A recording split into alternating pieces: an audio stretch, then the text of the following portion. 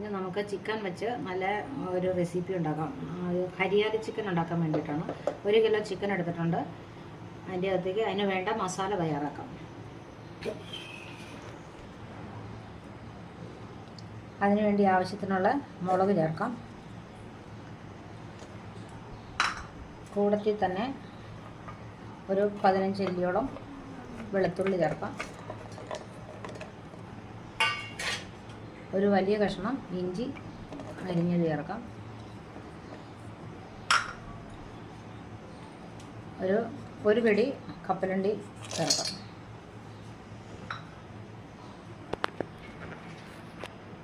പിന്നെ ഇതിലേക്ക് നല്ലതുപോലെ ഒരു പിടി മല്ലിയില ചേർക്കാം.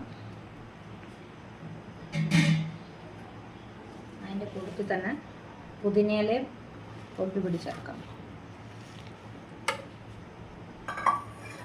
ഇതിൻ്റെ കൂട്ടത്തിൽ ഒരു 1/2 കപ്പ് പുളി കുറഞ്ഞ തൈരും കൂടെ ചേർക്കാം. ഇതെല്ലാം കൂടെ ചേർത്ത് ഇത് നല്ല സ്മൂത്തായിട്ട് അരച്ചെടുക്കാം.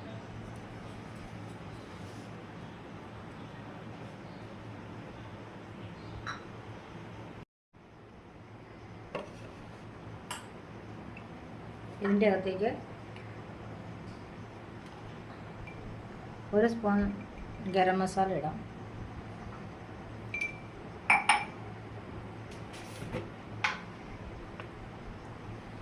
ഒരു സ്പൂൺ മല്ലിപ്പൊടി ചേർക്കാം. ചെറിയ ജീരകം പൊടിച്ചത് 1 സ്പൂൺ ചേർക്കാം. കുറച്ച് മഞ്ഞൾപ്പൊടി ചേർക്കാം.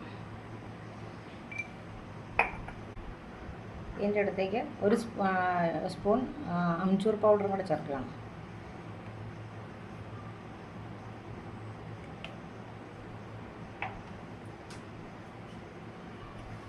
ആവശ്യത്തിനുള്ള ഉപ്പും കൂടെ ചേർക്കാം.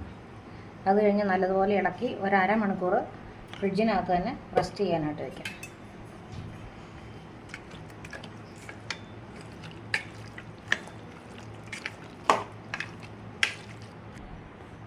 നല്ലതുപോലെ മിക്സാക്കി ഇനി 1/2 മണിക്കൂർ ഫ്രിഡ്ജിനകത്ത് റെസ്റ്റ് ചെയ്യാനായിട്ട് വയ്ക്കാം.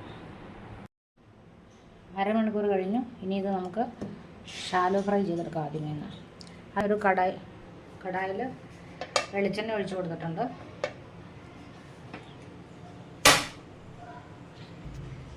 ഇതിലേക്ക് 1 സ്പൂൺ വലിയ ജീരകം ഇട്ട് കൊടുക്കാം.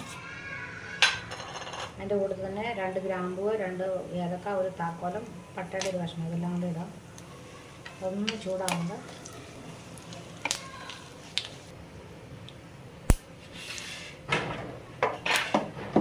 ഇനി തീ മീഡിയത്തിൽ വെച്ചിട്ട് അതിൻ്റെ അകത്തേക്ക് നമുക്ക് കോഴി കഷ്ണം ഇട്ട് കൊടുക്കാം.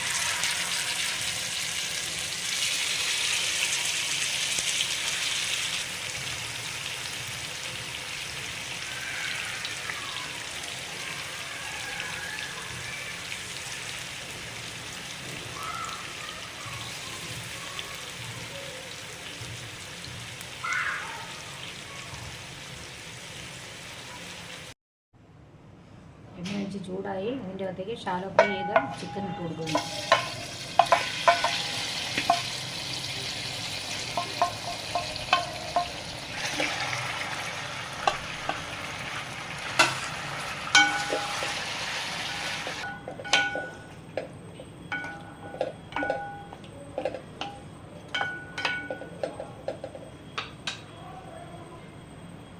ചിക്കന് കുറച്ച് ഉപ്പ് ചേർക്കാം. സവോള നല്ല ഗോൾഡൻ ബ്രൗൺ കളറായിട്ട് വറുത്തെടുത്തിട്ടുണ്ട്. അത് ഇതിൻ്റെ അകത്ത് ചേർക്കാം.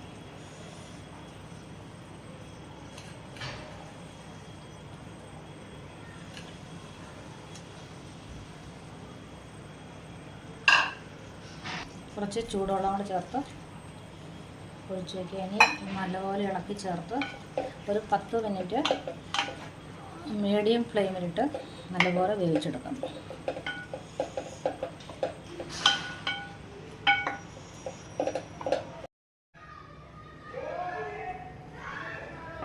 ചിക്കൻ കറി റെഡി ആയിട്ടുണ്ട്. ഇനി ഇതിൻ്റെ കൂടെ ചപ്പാത്തിയുടെ കൂടെയോ പൊറോട്ടയുടെ കൂടെയോ കഴിക്കാം.